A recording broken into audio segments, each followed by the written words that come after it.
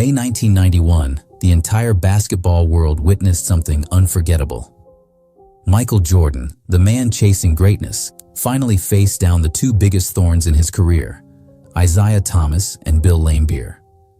For years, these two leaders of the Detroit Pistons had tormented him, knocked him down, and crushed his dreams.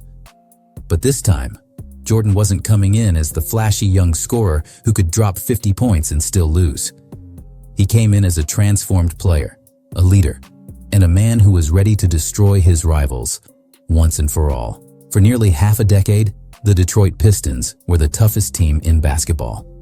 They weren't just champions, they were bullies who reveled in being called the Bad Boys. Their defense was so brutal, so unapologetic, that it didn't just stop opponents, it broke them mentally and physically. At the heart of it all was Isiah Thomas, the brilliant floor general with ice in his veins, and Bill Laimbeer, the enforcer who made sure every opponent felt pain when they dared to drive to the basket. Together, they were Jordan's nightmare. No matter how great he played, they always found a way to shut the door in his face. From 1988 to 1990, the Pistons eliminated Jordan and the Bulls 3 straight years in the playoffs. Each time it seemed like Chicago was finally ready to rise, Isiah and Laimbeer sent them crashing back down. And they didn't just beat Jordan, they humiliated him. They created an entire defensive system called the Jordan Rules, a strategy designed to swarm him, hit him, and wear him down until he had nothing left in the tank. It worked so well that it nearly broke him. 3 years in a row, the dream ended the same way, with Detroit celebrating and Jordan walking off the court in frustration. But Jordan wasn't wired like any other player.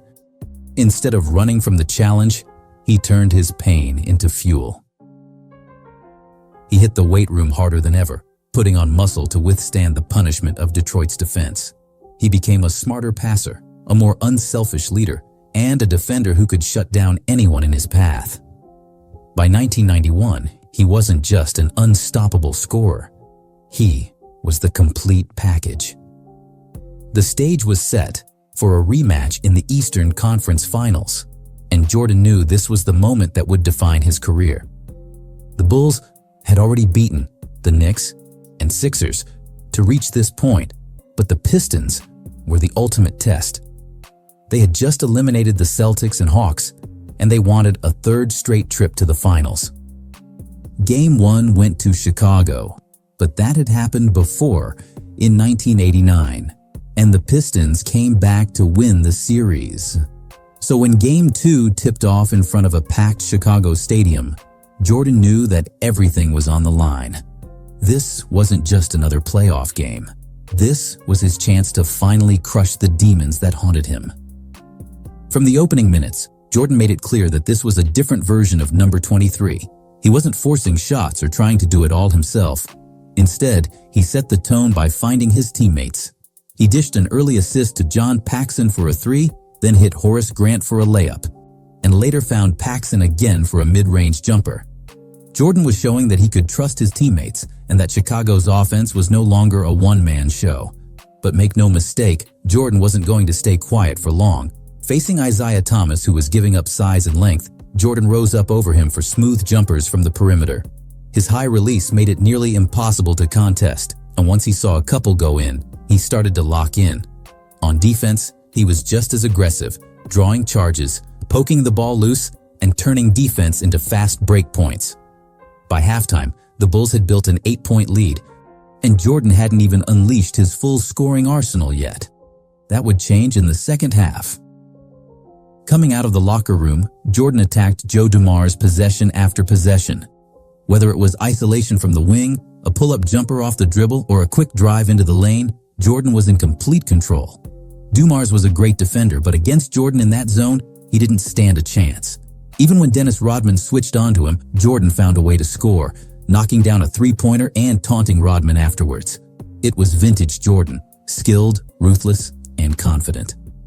As the game wore on, Jordan's mid-range jumper became a weapon Detroit couldn't solve. Time after time, he dribbled into his spot and rose up with perfect form, the ball ripping through the net. When the Pistons overplayed him, he used the pressure against them, hitting teammates with slick passes for open looks. At one point, he even found Scottie Pippen for a tough hook shot that showed how much faith he had in his running mate. Jordan wasn't just scoring, he was orchestrating the entire offense like a master conductor. And yet, his aggression never faded. Against the Pistons, you couldn't afford to be passive. Jordan slashed to the rim, drawing fouls and knocking down free throws with icy precision. He cut off the ball, making defenders chase him, and used Detroit's own rules against them by kicking out to shooters when the double teams came.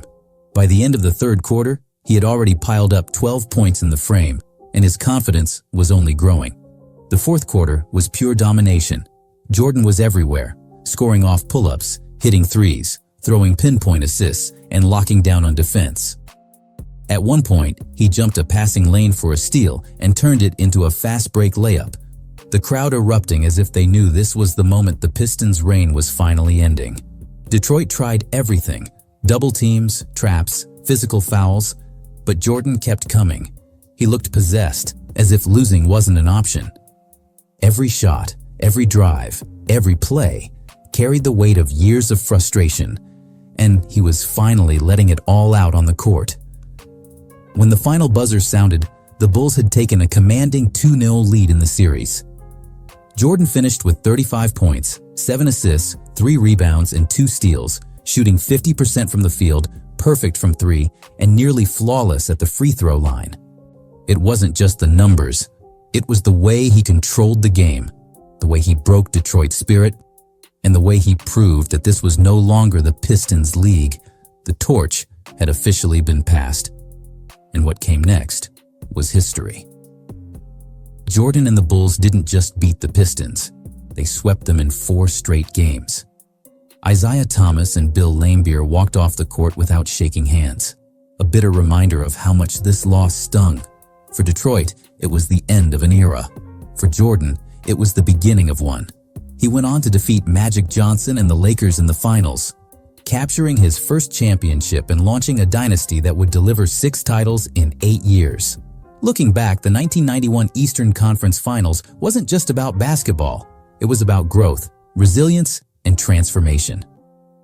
Jordan had always been the most talented player on the floor, but now he was also the toughest, the smartest, and the most complete. He had faced his greatest rivals, endured years of heartbreak, and finally conquered the mountain that once seemed impossible to climb. The day Michael Jordan destroyed Isiah Thomas and Bill Laimbeer wasn't just another game.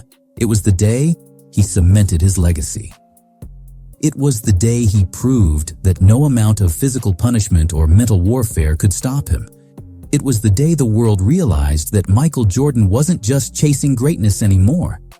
He had become greatness itself. What made this moment even more iconic was how it reshaped the entire NBA landscape. For years, the league had been dominated by the Lakers, Celtics, and Pistons. They were the dynasties, the measuring sticks, and the teams everyone else chased. But after Jordan and the Bulls knocked Detroit off their throne, the balance of power shifted.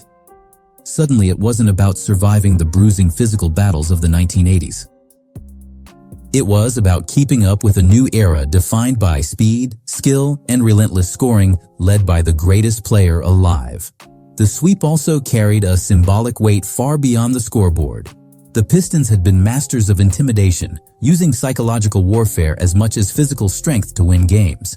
Yet when Jordan and the Bulls walked past them, refusing to flinch or back down, it was clear the mental edge had been broken. No longer would Chicago be the little brother getting bullied in the schoolyard.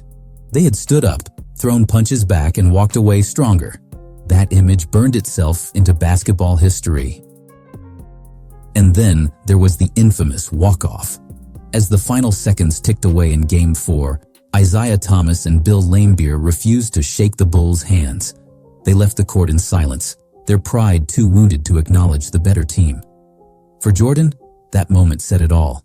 The respect he had been denied for years was finally his, not through words or handshakes, but through dominance on the floor.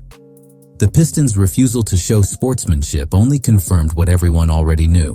The era of Detroit was finished, and a new dynasty had arrived. From that point forward, Jordan's career skyrocketed. He was no longer seen as just a scoring machine or highlight reel dunker. He was the ultimate competitor, the man who could carry a team on his back and push them to heights they never thought possible. That transformation turned him into a global icon, someone whose name became synonymous with excellence. Kids didn't just want to play basketball anymore. They wanted to be like Mike. Decades later, fans still look back at that 1991 playoff run as the true birth of the Jordan dynasty. The numbers, the highlights, and the championships that followed are legendary.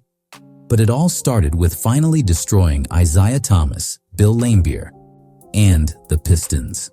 That series wasn't just about advancing to the finals. It was about proving to the world and to himself that nothing could hold him back. And from that day forward, no one ever did.